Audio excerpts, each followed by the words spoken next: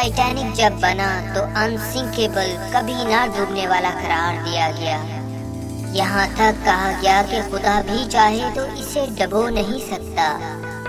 جہاز تو بہت سے ڈوبتے ہیں مگر ڈوبتے وقت آسمان کی طرف منہ نہیں کرتے، لیکن ٹائٹینک ٹیڑھا ہو کر آسمان کی طرف چند منٹ دیکھتا رہا، پھر ڈوب گیا۔ الیگزینڈر کے کفن سے باہر ہاتھوں کی طرح یہ بھی دنیا کو دکھا رہا تھا کہ اگرچہ یہ کہا گیا کہ خدا بھی مجھے ڈبو نہیں سکتا، میرے اوپر دنیا کے امیر ترین اور مشہور ترین شخصیات بھی موجود ہیں، مگر یہ دیکھو اور غور سے دیکھو، عظیم ٹائٹینک غرق ہو رہا ہے، اور غرق بھی ایسا کہ اس کا ڈھانچہ بھی 100 سال بعد ملے گا۔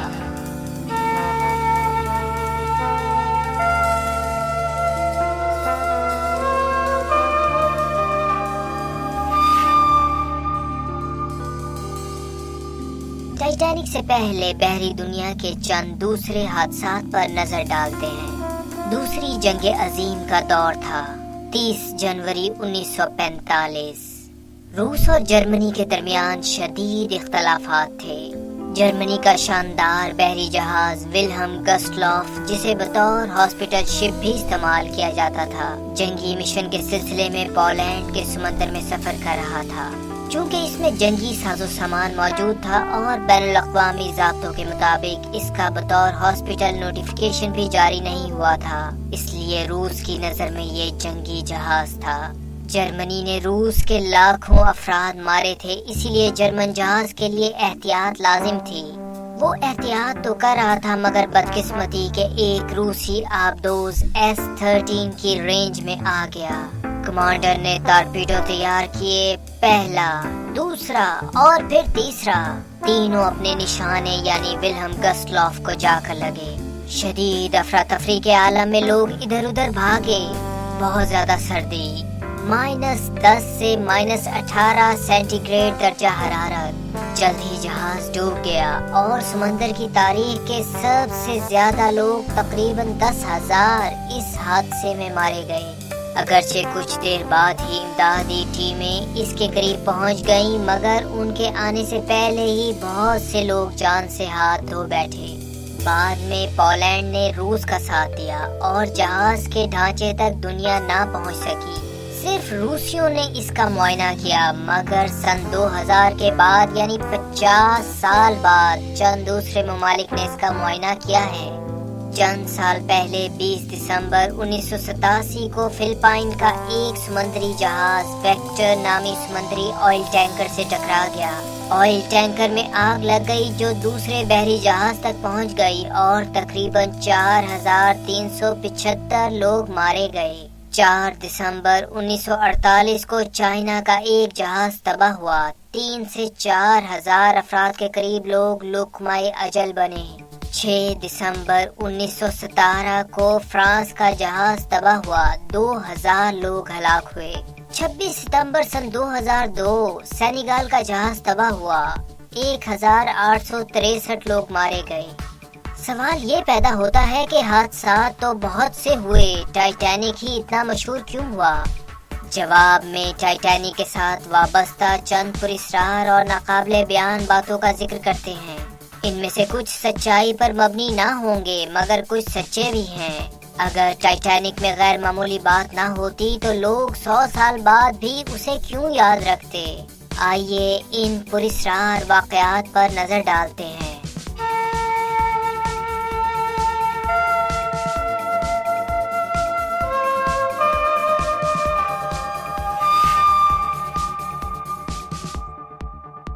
ٹائٹینک کے ساتھ جو پراسرار اور ناقابل یقین باتیں وابستہ ہیں، ان میں سر فہرست مورگن رابرٹسن کا لکھا ہوا novel the wreck of the Titan اور فیوٹیلٹی ہے۔ مورگن نے 1898 میں یہ ناول لکھا تھا، ٹائٹینک کے ڈوبنے سے 14 سال پہلے۔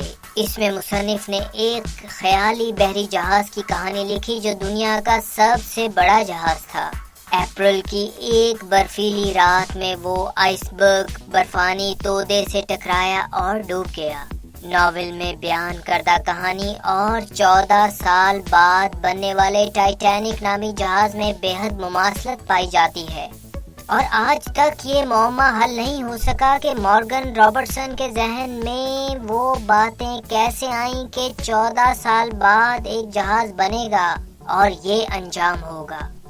آئیے دیکھتے ہیں مورگن کے ناول اور ٹائٹینک میں کون کون سی باتیں مشترک تھیں۔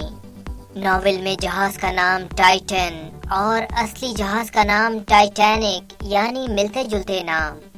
دونوں جہاز سٹیل سے بنائے گئے تھے۔ دونوں جہازوں کو کبھی نہ ڈوبنے والا انسنکیبل قرار دیا گیا، جس کی ایک وجہ مضبوطی اور دوسری واٹر ٹائٹ کمپارٹمنٹ تھے۔ ناول میں ان کی تعداد 19 اور ٹائٹینک میں 16۔ ناول میں 92 واٹر ٹائٹ ڈورز تھے، جبکہ ٹائٹینک میں ان کی تعداد 12 تھی۔ دونوں جہاز تاریخ کے سب سے بڑے جہاز تھے۔ دونوں میں مسافروں کی گنجائش 3000 تھی۔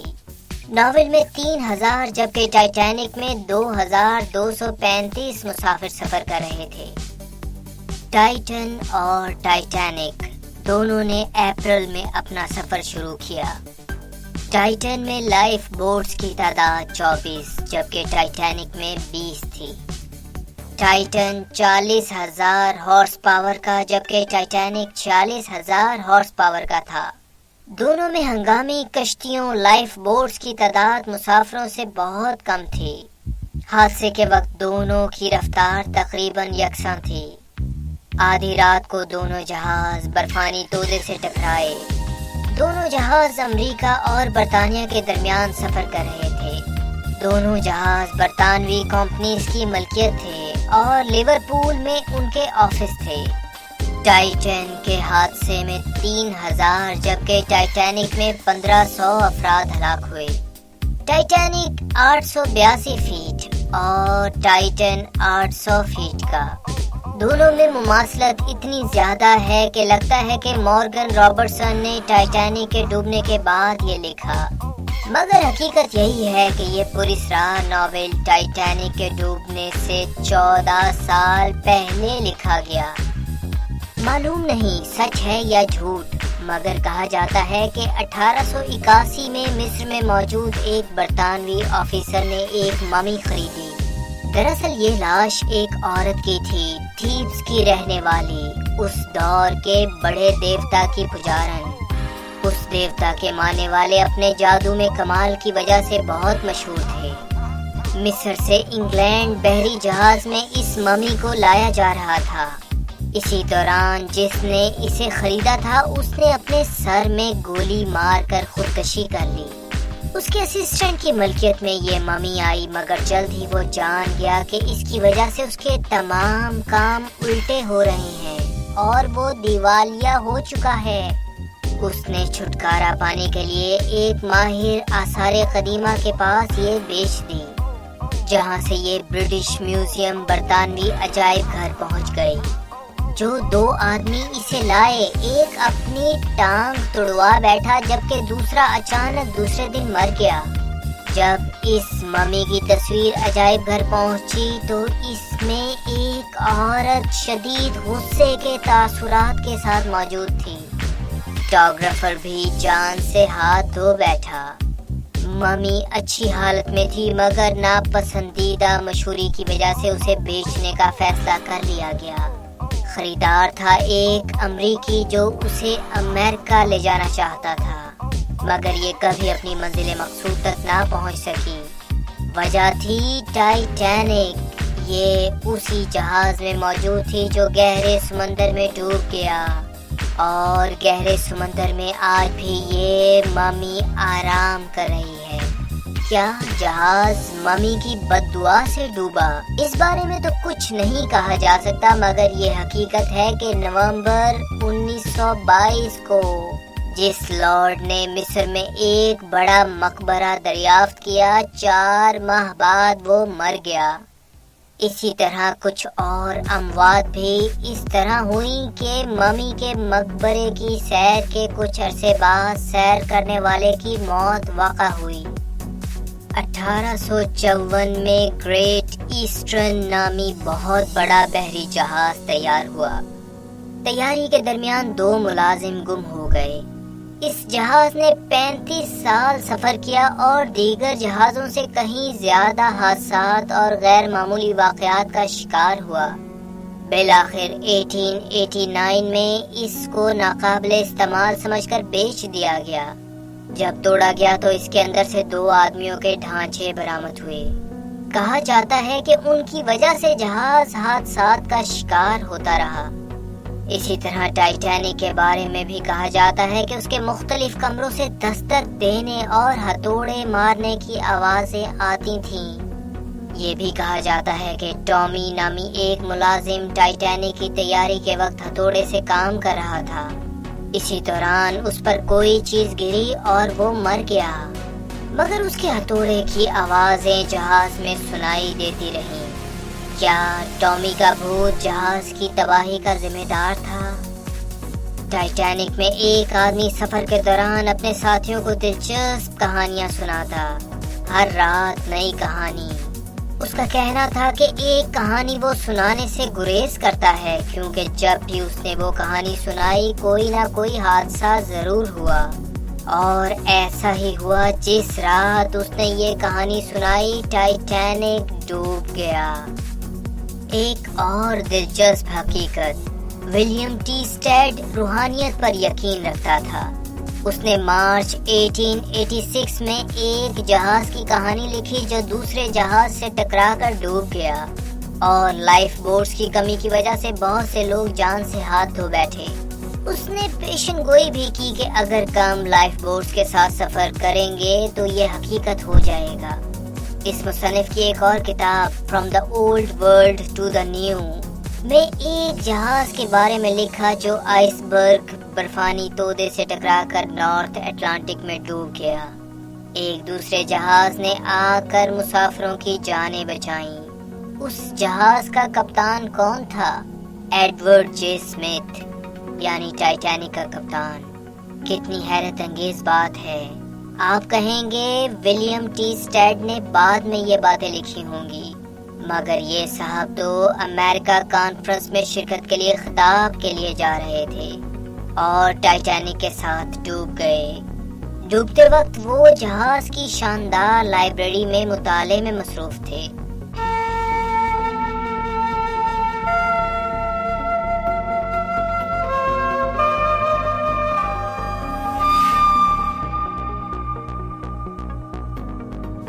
سن 1900 کی ابتدا سے ہی دنیا میں تبدیلیاں آ رہی تھیں۔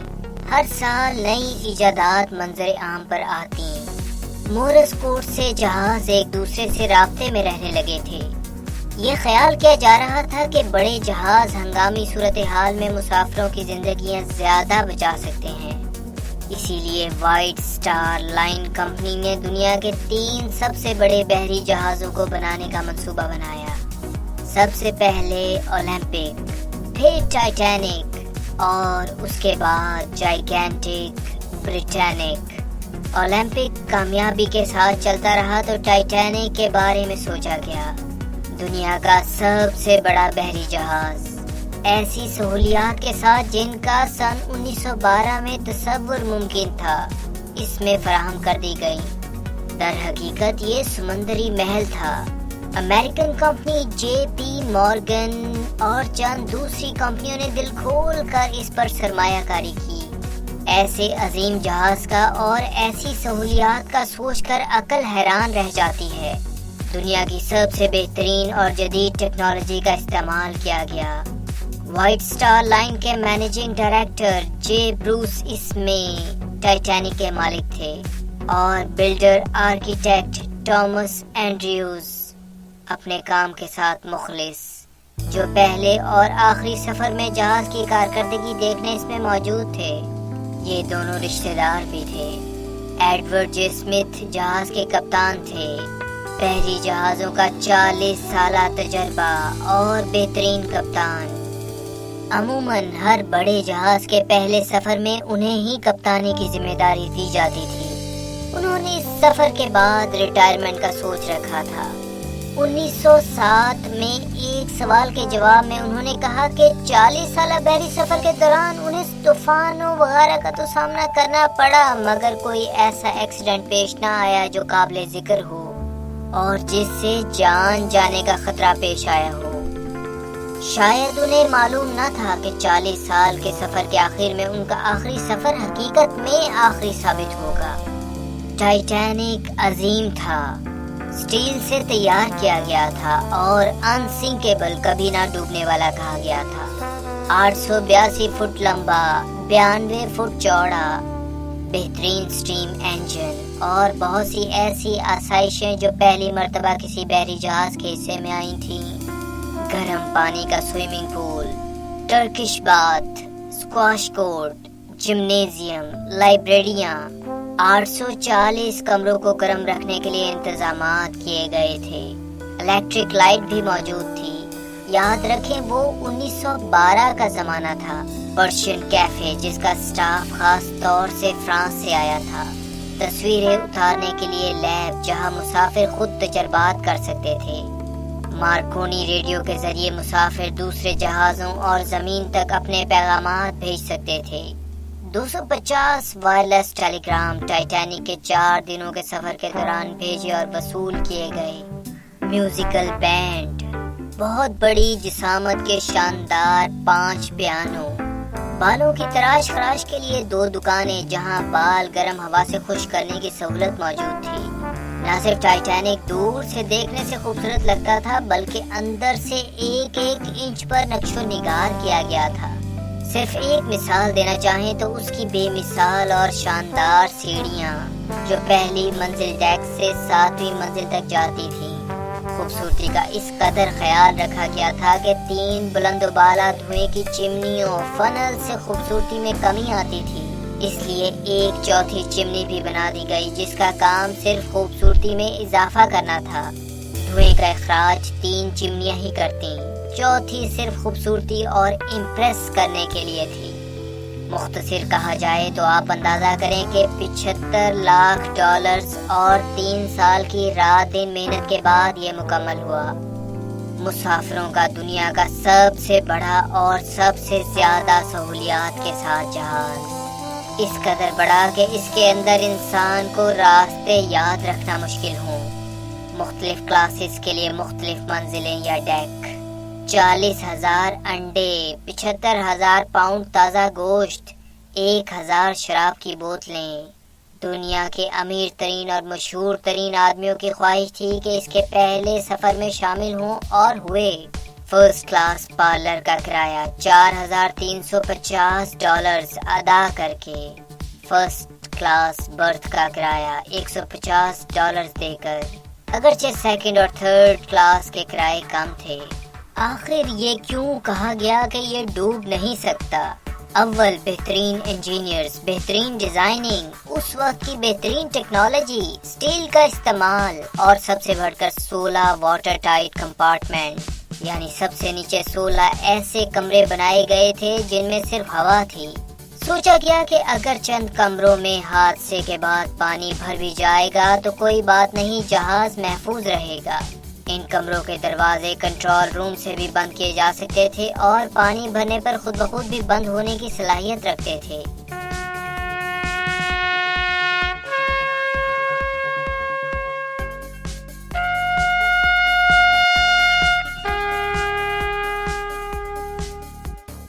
साउथहैम्पटन इंग्लैंड से न्यूयॉर्क के लिए 10 अप्रैल 1912 टाइटैनिक ने अपना पहला सफर शुरू किया। 11, 12 और 13 तारीख को जहाज मामूल के मुताबिक सफर करता रहा।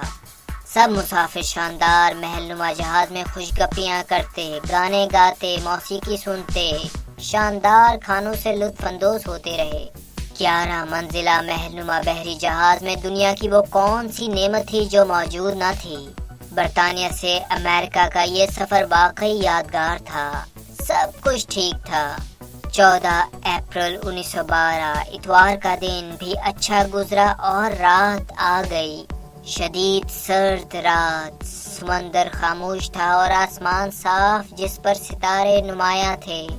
رات اندھیری تھی کیونکہ چاند 2 دن بعد نظر آنا تھا۔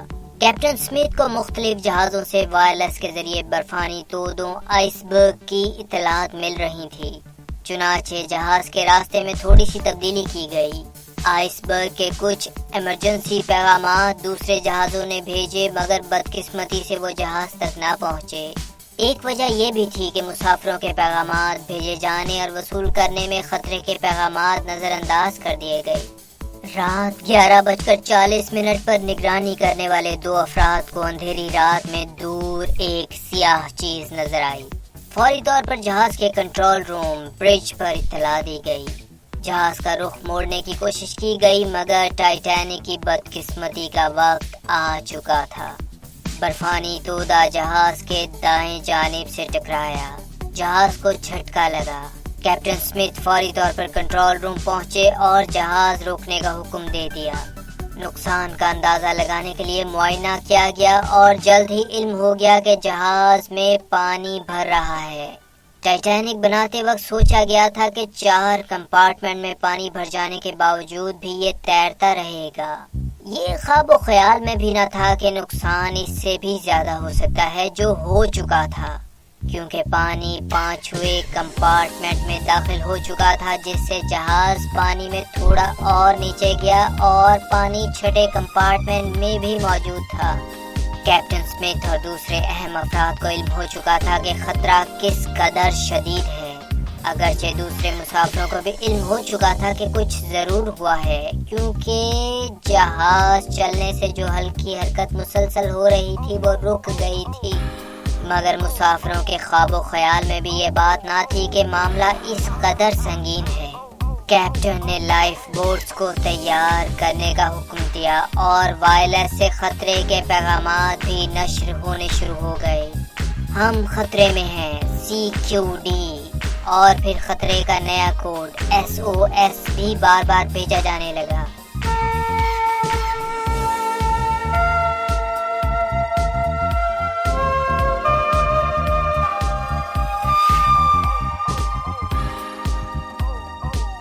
ٹائٹینک کی بدقسمتی میں 3 اہم چیزیں ہیں۔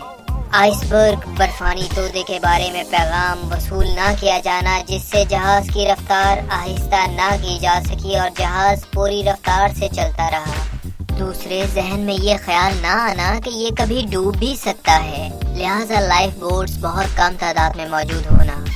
اور تیسرے یہ کہ جب مدد کے لیے وائرلیس پیغام نشر ہوا تو فوری طور پر اولمپک، فرینکفرٹ، ماؤنٹ ٹیمپل اور کارپیتھیا نے جواب دیا، ہم آ رہے ہیں، مگر یہ سب بہت دور تھے۔ ان میں سے نزدیک ترین کارپیتھیا بھی 58 میل دور تھا، اور اس کو بدقسمتی نہ کہیں تو اور کیا کہیں کہ ایک جہاز بہت نزدیک تھا، SS کیلیفورنیا، جس کے وائرلیس آپریٹر نے 11 بجے آئس برگ کی موجودگی اور خطرے سے آگاہ کرنے کی کوشش کی تو ٹائٹینک کے آپریٹر نے جواب دیا، شٹ اپ، میرے بہت اہم پیغام آ رہے ہیں۔ SS کیلیفورنیا میں اکیلا آپریٹر رات 11 بجے تک ڈیوٹی کر کے بہت تھک چکا تھا، اس لیے سونے کے لیے چلا گیا۔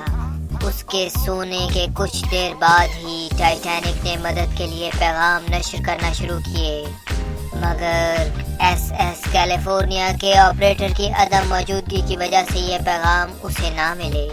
کیلیفورنیا ٹائٹینک کے بہت قریب رکا ہوا تھا تاکہ راستے کی برف صاف ہو تو سفر شروع کرے۔ دونوں جہازوں نے ایک دوسرے کو دیکھا۔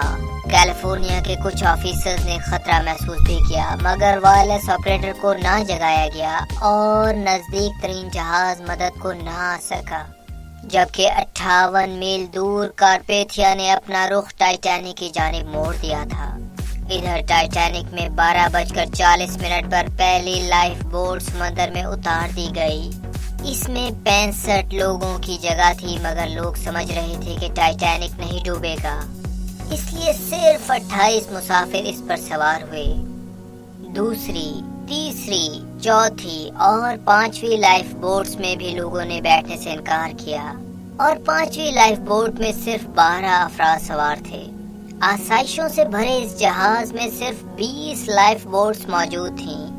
اگر یہ تمام مکمل استعمال میں آ جاتے یعنی مکمل مسافر بیٹھ گئے ہوتے تو پھر بھی صرف 1178 مسافر بیٹھ سکتے تھے، جبکہ جہاز میں 2223 لوگ سوار تھے۔ لائف بوٹس کم ہونے کی وجہ سے 1517 لوگ زندگی کی بازی ہار کر اٹلانٹک کے ٹھنڈے برفانی سمندر میں ہمیشہ کے لیے ڈوب گئے۔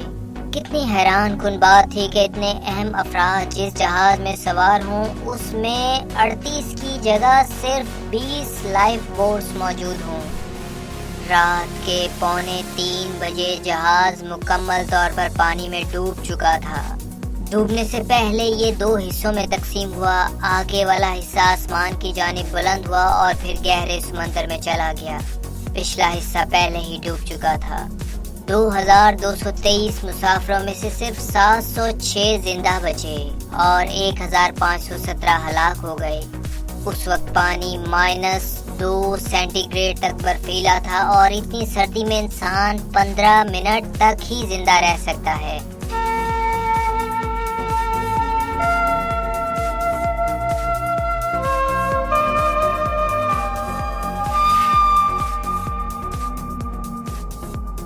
چار گھنٹے بعد RMS کارپیتھیا 4:10 پر وہاں پہنچ چکا تھا۔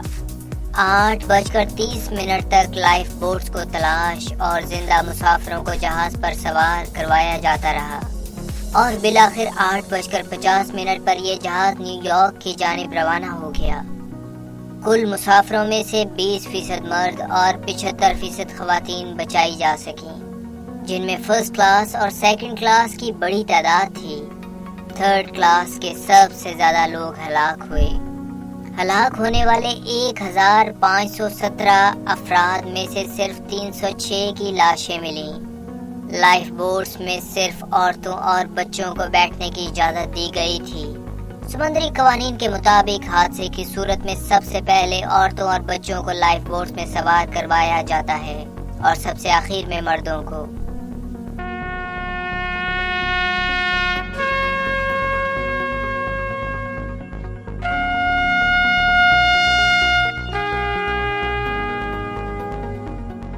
وائرلیس آپریٹر اور بینڈ نے وہ حیرت انگیز کارنامہ سر انجام دیا جس کی مثال نہیں ملتی۔ 2:10 پر کیپٹن نے وائرلیس آپریٹر کو کہا کہ وہ کام بند کر کے اپنی جان بچائیں، مگر وائرلیس آپریٹرز نے وہاں رہتے ہوئے کام جاری رکھا۔ 2:20 پر جہاز ڈوب رہا تھا اور 2:17 کے بھیجے گئے وائرلیس پیغامات موجود ہیں۔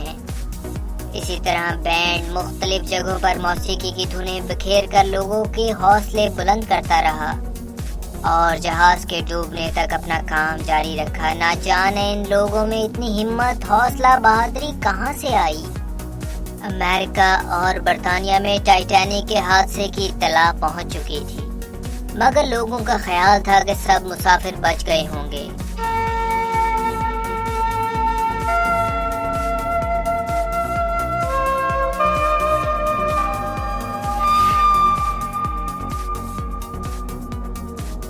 جب کارپیتھیا بچے ہوئے مسافروں کو لے کر نیو یارک پہنچا تو اصل نقصان کا اندازہ ہوا۔ برطانیہ اور امریکہ دونوں میں غم کی فضا تھی۔ ایک اہم بات یہ بھی سامنے آئی کہ برطانیہ کے زیادہ باشندے مارے گئے، امریکہ کے بہت سے بچ گئے۔ اس کی وجہ یہ بھی بتائی گئی کہ برطانوی قطار میں کھڑے ہو کر اپنی لائف بوٹ کا انتظار کرتے رہے اور شرافت کا مظاہرہ کیا، جبکہ امریکیوں نے اس چیز کو نظر انداز کرتے ہوئے اپنی جانیں بچائیں۔ 4 دوسرے جہاز ضروری ساز و سامان اور پادریوں وغیرہ کے ساتھ حادثے کے مقام کی طرف گئے تاکہ لاشوں کو حاصل کر کے انہیں دفن کیا جا سکے۔ لاشوں کو نمبر دے دیے گئے اور سب سے آخری لاشیں 331، 332 اور 333 ماہ مئی کے وسط میں حادثے کی جگہ سے 200 میل دور سے ملے، جنہیں سمندر میں ہی دفن کر دیا گیا۔ اس حادثے کی یادگاریں برطانیہ اور امریکہ میں بہت سی جگہوں پر تعمیر کی گئیں۔ اگر ٹائٹینک کو حادثہ پیش نہ آتا تو 17 اپریل 1912 کو یہ نیو یارک پہنچ جاتا۔ ایک مسافر جو لائف بوٹ میں بیٹھا دور سے ٹائٹینک کو دیکھ رہا تھا لکھتا ہے کہ آپ اندازہ کریں ایک جہاز جس کی لمبائی 1 میل کے چھٹے حصے کے برابر ہوگی، 75 فٹ بلند، 4 بلند و بالا چمنیوں کے ساتھ، جس کی تمام منزلیں اور کمرے روشنی سے منور ہوں، اور جس کے اطراف کے سمندر میں لائف بوٹس میں وہ مسافر موجود ہوں جو چند گھنٹے پہلے اس عظیم جہاز میں چل پھر رہے تھے، اس کی لائبریریوں میں مطالعہ کر رہے تھے اور خوشگوار ماحول میں اس کے بینڈ کی موسیقی سے لطف اندوز ہو رہے تھے۔ اور اب وہی لوگ اس عظیم الشان جہاز کو دور سے دیکھ رہے تھے، بلکہ اس سے دور ہونے کی کوشش کر رہے تھے کیونکہ اب وہ ڈوب رہا تھا۔ ٹائٹینک بالکل خاموش کھڑا تھا، ایسے جیسے آئس برگ کی ٹکر نے اس کی ساری ہمت ختم کر دی ہے۔ اس میں شاید آئس برگ سے احتجاج کی ہمت بھی نہ تھی، کیونکہ وہ اپنے آپ کو بچانے کے لیے کوئی مزاحمت نہیں کر رہا تھا۔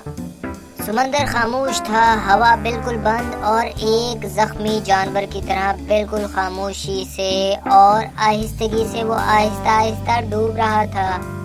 2:15 ہو گئے، پانی جہاز کے کنٹرول روم تک پہنچ چکا تھا اور چند منٹ میں سب کچھ ختم ہونے والا تھا۔ جہاز درمیان سے ٹوٹا، پھر آگے کی جانب سے وہ اوپر اٹھنا شروع ہوا اور رخ آسمان کی جانب ہو گیا۔ روشنیاں جو اب تک جل رہی تھی اچانک بجھ گئیں، دوبارہ جلیں اور پھر ہمیشہ کے لیے خاموش ہو گئیں۔ ایک زوردار آواز سنائی دی۔ دراصل یہ دھماکہ نہ تھا بلکہ انجن اور مشینری اپنی جگہ سے اکھڑ کر نیچے جا رہی تھی اور اپنے راستے کی ہر چیز تباہ کر رہی تھی۔ کچھ دیر تک یہ آواز آتی رہی، 15-20 سیکنڈ تک۔ اس طرح کی آواز نہ پہلے کسی نے سنی تھی اور نہ دوبارہ سننے کی خواہش کر سکتا ہے۔ آواز ختم ہو گئی، مگر ستاروں سے بھرے آسمان، یخ بستہ اور تاریک رات میں جہاز اوپر کی جانب منہ کیے کھڑا رہا، کئی منٹ، شاید 5 منٹ یا اس سے کم۔ پھر وہ خوبصورت جہاز جس میں ہم 4 دن سے سفر کر رہے تھے ڈوب گیا۔ ہماری تمام تر توجہ کا مرکز جہاز ہی تھا جو ڈوب چکا تھا، ہمارا سہارا ڈوب چکا تھا، اور اب صرف چھوٹی سی کشتی میں وسیع سمندر کے درمیان اکیلے پن کے احساس کے ساتھ ہم بیٹھے تھے۔ لوگوں کے چیخنے اور مدد کے لیے پکارنے کی جو آوازیں ٹائٹینک کے ڈوبتے ہوئے مسافروں کی آ رہی تھیں، وہ بھی ایک ایک کر کے ختم ہوتی چلی گئیں۔ نہ سمندر کی لہروں کا شور تھا، نہ ہوا کا، بالکل خاموشی اور شدید ٹھنڈ۔ رونگٹے کھڑے کر دینے والی چیخوں کی یہ آوازیں میرا اندازہ ہے کہ 40 میل دور تک سنی گئی ہوں گی۔ لائف بیلٹ میں موجود لوگوں کی زندگیاں ٹھنڈے پانی نے لے لیں اور وہ خاموش ہو گئے۔ ہم اس لہر کا انتظار کر رہے تھے جس کے بارے میں سنا تھا کہ ٹائٹینک کے ڈوبنے سے پیدا ہوگی اور میلوں سفر کرے گی۔ ایسی کوئی لہر پیدا نہ ہوئی اور ٹائٹینک خاموشی سے ڈوب گیا بغیر کوئی لہر پیدا کیے، مگر ڈوبتے ہوئے، مرتے ہوئے، مدد کے لیے پکارتے ہوئے سینکڑوں مسافروں کی چیخوں کی گونجیں تمام زندگی میرے ساتھ رہیں گی۔ ٹائٹینک کے زندہ بچ جانے والے مسافروں میں آج ہم میں کوئی بھی موجود نہیں۔ 31 مئی 2009 کو آخری مسافر خاتون بھی ہم سے جدا ہو گئی۔ جب ٹائٹینک ڈوبا تو وہ صرف 9 ہفتے کی بچی تھی۔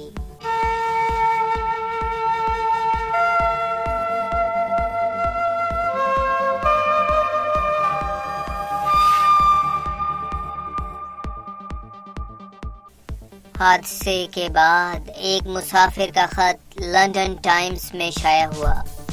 مسافر نے لکھا، جناب، میں سٹیم شپ ٹائٹینک کے ان چند گنے چنے آدمیوں میں سے ہوں جو حادثے میں زندہ بچ گئے اور چاہتا ہوں کہ آپ چند حقائق جو کہ حادثے سے متعلقہ ہیں کو دنیا کے سامنے لے کر آئیں۔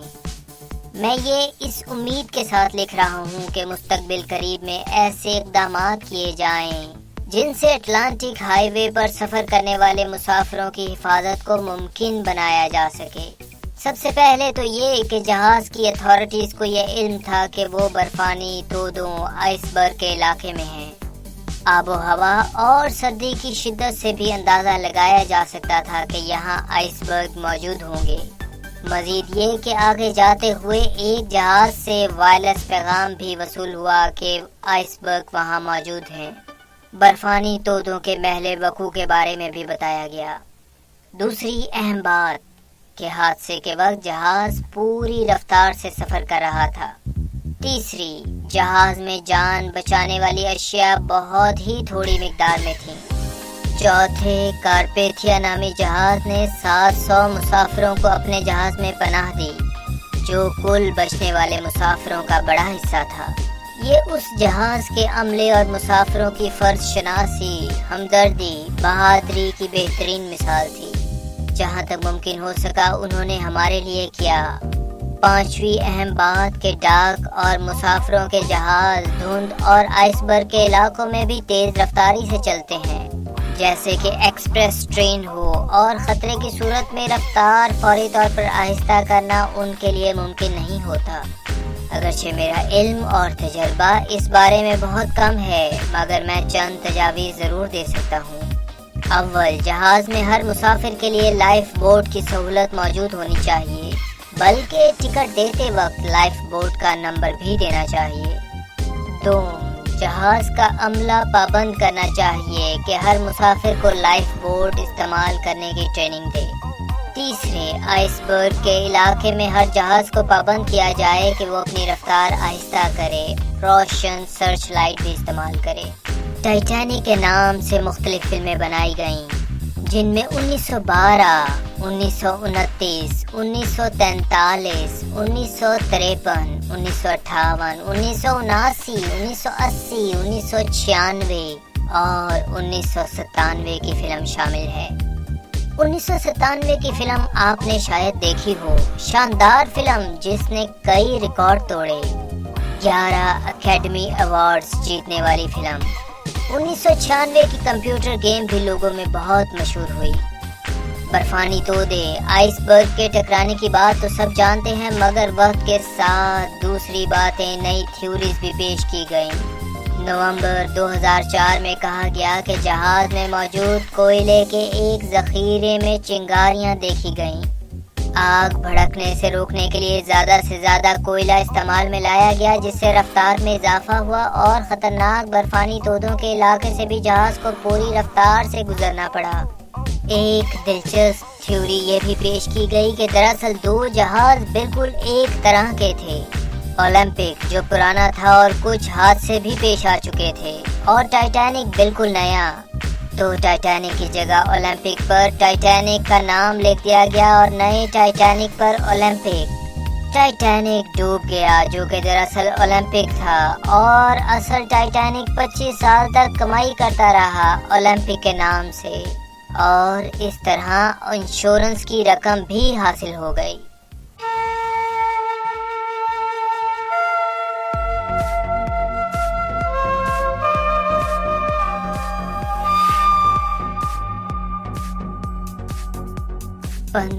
اپریل 2012 کو ٹائٹینک کے ڈوبنے کے 100 سال پورے ہو جائیں گے اور خاص تقریبات منعقد کی جائیں گی۔